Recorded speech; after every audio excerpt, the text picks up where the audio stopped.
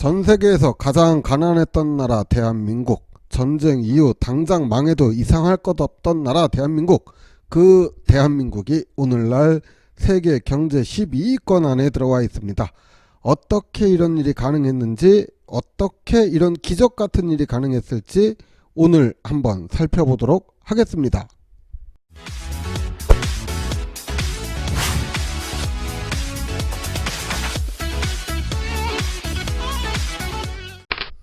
자, 안녕하세요. 6학년 1학기 사회 심화보충 세 번째 시간입니다. 오늘은 우리나라의 경제발전 단원을 복습을 해보면서 우리나라가 어떻게 이렇게 놀라운 경제성장을 일으켰는지 갑돌이 상경기라고 하는 가상의 이야기를 통해서 한번 알아보도록 하겠습니다. 자, 오늘 배울 내용은 경제성장의 일반적 과정을 갑돌이의 상경기 이야기를 통해서 알아볼 거예요. 이 일반적 과정이 우리나라의 경제성장 과정이었음을 염두에 두면서 그럼 이야기 시작합니다. 자, 시골에서 농사를 지으면서 살던 갑돌이는 죽어라고 힘들게 농사를 지어봤지만 살림은 조금도 나아지지도 않고 간신히 배고픈 거나 면하는 수준에 머물고 있었습니다. 학교도 나오지 못해서 아는 것도 없고 평생 농사만 지어서 별다른 기술도 없었죠. 자, 이렇게 갑돌이처럼 한 국가의 경제발전 초기에는 농업, 업, 임업처럼 자연에서 생산물을 얻는 1차 산업이 주산업으로 자리를 잡게 됩니다. 바로 1950년대 우리나라의 모습이 그랬죠.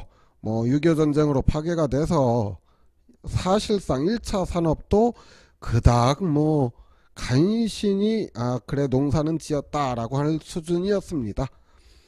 자, 갑돌이 얘기로 다시 넘어올게요. 결심 끝에 갑돌이는 가지고 있던 전 재산을 처분해서 서울로 올라왔어요. 자, 서울에 가면 뭐라도 할 수 있고 돈을 벌 수 있을 것이다 라고 생각을 했죠. 그런데 서울에 오니 과연 시골과는 비교도 안 되게 사람도 많고 어디가 어딘지도 모르게 정신이 하나도 없었습니다. 갑돌이는 돈을 벌고 싶었지만 별다른 기술도 없고 배운 것도 없어서 취직을 할 수가 없었어요. 그래서 결국 폐지, 고물 이런 것들을 주워다가 팔기도 하고 나름 시골에 있을 때 혼자서 옷도 꼬매 입고 바느질 솜씨 좋다 소리도 들어서서 가끔은 버려진 옷들을 깨끗하게 빨아서 다른 물건으로 만들어서 길에서 팔기도 하고 그랬습니다. 자, 이렇게 갑돌이처럼 특별한 기술도 없고 자본도 없고 이런 국가는 소비재 산업 이라는 것을 통해서 경제성장을 도모를 하게 되지요. 자, 바로 우리나라가 그랬습니다. 1950년대에서 60년대는 다른 나라에서 밀가루, 설탕 이런 것들을 지원을 받아서 그걸 가지고 그냥 재포장이나 재가공하는 정도, 이렇게 소비재 중심의 산업, 특별히 이렇게 섬유라든지 밀가루라든지 설탕 이걸 300 산업이다 이랬었죠. 자, 그럼 그 다음에 갑돌이가 어떻게 됐나 볼까요? 자, 그러다가 갑돌이는 우연히 인형 공장에 취직을 하게 돼요. 별다른 큰일을 하는 게 아니라 갑돌이의 바느질 솜씨를 눈여겨봤던 공장장이 지나가다 보고서 특별 채용을 해준 것이었습니다. 그곳에서 갑돌이는 인형 눈을 다는 바느질 솜씨를 이용한 일을 하게 됩니다. 자, 퇴근을 하고 나서도 인형을 집에 싸들고 와서 작업을 마저 한다면 조금 더 돈을 벌 수 있었죠. 갑돌이는 그래서 잠을 줄여가면서 2-3시간씩 자면서 열심히 부지런히 인형 누나를 달았습니다. 그렇게 해서 덕분에 조금씩 돈도 모았고 결혼도 하고 아이도 낳게 되었죠. 하지만 여전히 갑돌이의 살림은 크게 나아지지는 않았습니다. 그래도 폐지 주워다 팔던 시절보다는 많이 좋아지기는 했겠죠. 자, 그런데 이렇게 열심히 살아오던 갑돌이에게 놀라운 변화가 찾아옵니다. 식구가 늘기 시작을 하면서 처음에는 혼자서 하던 인형 눈알 달던 작업을 아내와 아들들이 또 아이들이 커가면서 아이들에게도 조금씩 일감을 맡기니까 작업량이 늘어나요. 그리고 그만큼 수입도 늘어나게 되는 것입니다. 자, 당연하겠죠. 인형에다 눈알을 다는 걸 혼자 할 때와 여럿이 달려들어서 할 때는 다르죠. 자, 이렇게 여러 명이 달려들어서 하는 것이 유리한 산업을 노동집약형 산업이라고 합니다. 주로 경공업에 해당이 되는 건데 경공업이라는 것은 신발을 만든다든지 옷을 만든다든지 뭐 이런 산업을 말합니다. 자, 특별한 기술, 자본이 필요한 것도 아니에요. 특히나 경제발전 초기에는 노동력이 싸기 때문에, 즉 월급이 싸니까 싼 맛에 여러 사람 구해다가 한꺼번에 일을 시키면은 그만큼 싸게 물건을 만들어낼 수가 있었죠. 자, 우리나라 1960년대 노동집약형 경공업 산업으로 발전하기 시작을 합니다. 의류공장이랑 신발공장들이 이제 전국 각지에서 생겨나면서 수출 주도형 산업으로의 변화를 꿈꾸게 되지요. 자, 그런데 갑돌이가 어느 날 우연히 인형 가게에서 놀라운 사실을 발견을 하게 돼요. 아니, 내가 만들고 있는 인형 가격에 비해서 받는 돈이 너무 적다는 것을 알아버린 거예요. 심지어 자기가 일하는 공장에서 만든 인형 10개가 넘는 가격에 한 개가 팔리는 인형도 있다는 것을 알게 됩니다. 바로 유명한 캐릭터 인형들이었죠. 아, 갑돌이는 집에 돌아와서 결심을 합니다. 자, 그동안 열심히 모은 돈을 모두 투자해서 인형 공장을 직접 인수를 합니다. 많은 돈이 들어갔고 위험했지만 갑돌이는 언제까지 인형 눈알만 달고 뭐 터진 인형 꼬매기만 할 수 없다라고 생각을 해서 자신의 인생을 투자해 공장을 차리고 새로운 기계들도 도입할 뿐만 아니라 자식들은 공장에 나오지 못하도록 했어요. 그래 놓고는 그래 10개 인형 10개 판 돈 가격에 하나가 팔리는 인형, 그런 걸 만들어야 돼. 이렇게 해서 자식들에게 디자인 공부를 시킵니다. 그리고 대학을 보내려고 하죠. 미대에 가서 디자인을 전공을 해서 우리도 캐릭터 인형을 만들자 이럽니다. 자, 갑돌이의 계획이 성공을 한다면 큰 돈을 벌겠지만 실패한다면 쫄딱 망하겠죠.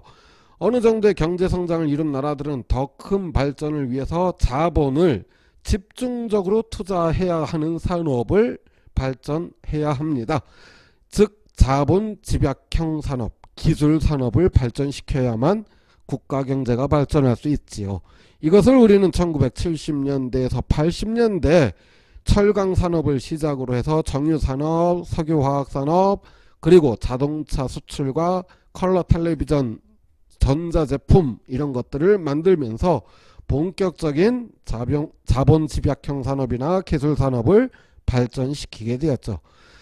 자, 갑돌이는 이렇게 자식들을 교육을 시켰는데 과연 성공을 했을까요? 아버지 갑돌이의 기대에 따라서 큰아들은 우수한 성적으로 디자인을 공부했고 직접 디자인한 인형들을 팔기 시작하면서 공장은 돈을 벌기 시작을 했습니다. 어우, 잘 됐네요, 다행히. 자, 문제는 둘째예요. 둘째는 미술에 도통 관심이 없었어요. 그리고는 맨날 게임만 하다가 컴퓨터를 전공을 하였습니다. 둘째 아들은 최신 기계를 도입했어요. 근데 컴퓨터를 전공을 했으니까 로봇 인형이나 인공지능 인형 등을 설계하여 만들게 되고, 그러자 갑돌이네 인형 공장 갑자기 돈을 더 많이 벌게 되었습니다. 자, 이렇게 어느 정도 기술이 발전한 국가들은 마냥 그 기술은 한계가 있습니다. 새로운 기술을 도입을 해야 돼요. 이런 것들을 최신 기술들을 도입을 다른 나라보다 먼저 개발해서 경제 성장을 이루어내야만 하지요. 이렇게 첨단 산업과 문화 산업 같은 분야에 투자를 하게 되는 것입니다. 자, 우리나라 1980년대 이후 1990년대 본격적으로 우리나라는 신소재 산업이라든지 로봇 산업, 또한 문화 컨텐츠 산업과 의료 서비스 산업에서 집중적으로 투자를 하여 세계에서 인정받는 첨단 산업과 문화 산업 강국이 되었던 것입니다. 자, 이렇게 해서 갑돌이가 시골에서 아무것도 없이 올라와 가지고 서울에서 꾸역꾸역 살아나가는 과정을 통해서 일반적인 경제 성장 과정을 보았습니다. 자, 다시 한번 정리를 해볼까요? 처음에는 농업, 어업, 임업 같은 자연에서 직접 생산물을 얻는 1차 산업이 주를 이루다가, 그 다음은 소비재 산업. 소비재 산업이라는 거는 뭐 다른 거 아니에요. 옷을 만드는 산업이 아니라 옷감입니다. 그러니까 천이죠, 천. 그 다음에 신발을 만드는 게 아니라 고무, 뭐 가죽 이런 것들입니다. 큰 기술이 필요 없죠. 우리나라 1950년대 60년대였습니다. 자, 그러다가 노동집약형 경공업 산업이 발전을 합니다.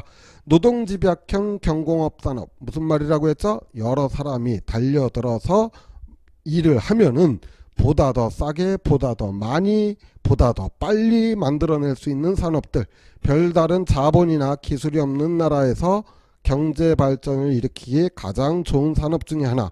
우리나라는 1960년대에서 70년대에 이 노동집약형 산업을 발전시켰습니다. 자, 그러다가 자본집약형 중화학공업으로 발전을 하게 됩니다.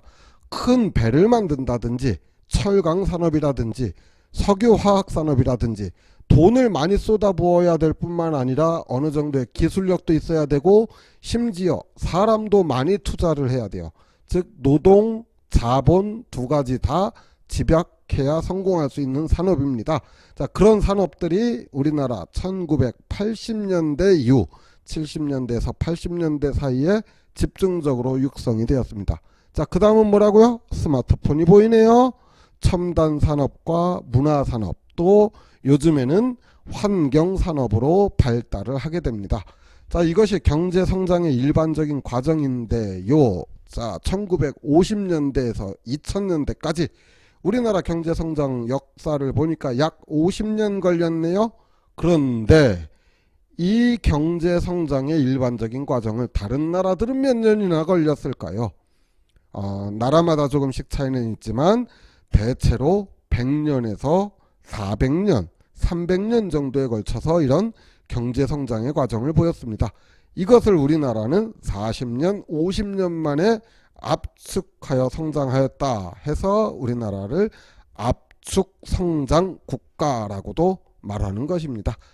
자, 이렇게 오늘은 갑돌이의 상경기를 통해서 세계 다른 여러 나라와 우리나라의 경제 성장의 일반적인 과정과 어떻게 경제가 발전해 왔는가를 알아보았습니다. 어때요? 뭐 재미가 있었나요? 재미없었다고요? 공부가 재밌을 리가 없죠. 그래도 조금은 재밌었으면 좋겠습니다. 오늘은 여기까지 하겠습니다. 뿅!